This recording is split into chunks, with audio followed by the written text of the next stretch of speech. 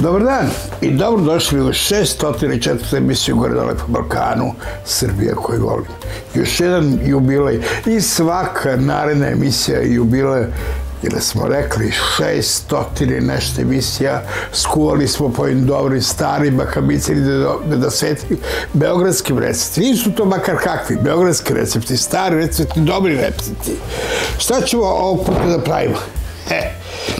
Ovog puta pravimo Bakamicin ide da svetim beogradski pišingir sa pirinčem. Potrebne namirnice: 2 oblande, 600 g šećera, 3 decilitra vode, pakovanje margarina, 300 g pirinčanih pahuljica, 100 g mlevenih i 150 g izdrobljenih oraha, pola kilograma mlevenog keksa i vanilin šećer. Da karamelizujemo šećer.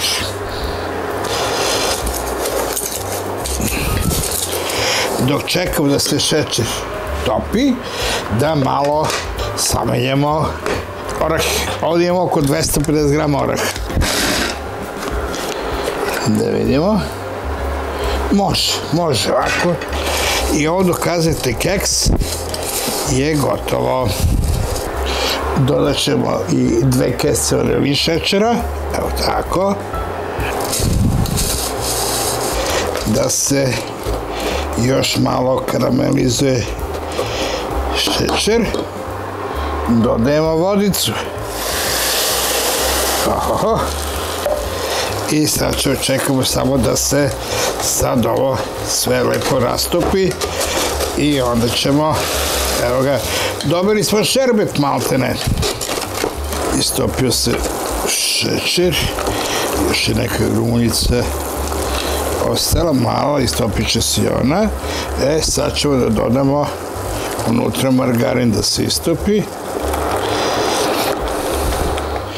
Dodajemo keks. Dodajemo orahe.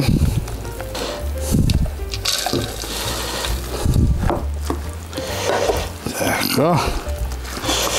I sad će da dodamo pirinač.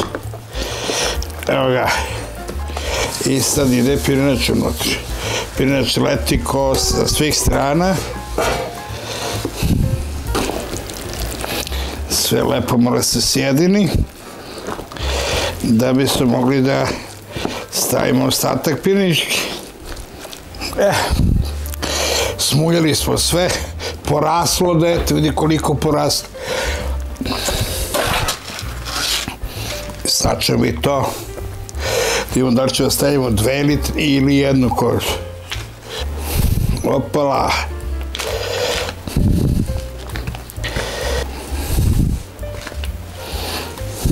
Rekao sam već, ovo je brz, jednostavan, posan, a možda bude i mrsan, kolačić, začas gotov, a lepo. Ovo je najbolje da prenoći, ali nama gosti dolaze, prema tome neće moći da prenoći. Priprema: u šerpu staviti šećer da se malo karamelizuje, pa dodati vodu i kuvati kad provri 5 minuta. Dodati margarin da se istopi. Skinuti sa vatre pa staviti orahe, pirinčane pahuljice i mleveni keks. Sve dobro izmešati i premazati između 2 oblande. Pritisnuti nečim teškim i ostaviti da se ohladi. Seći pišingir po želji.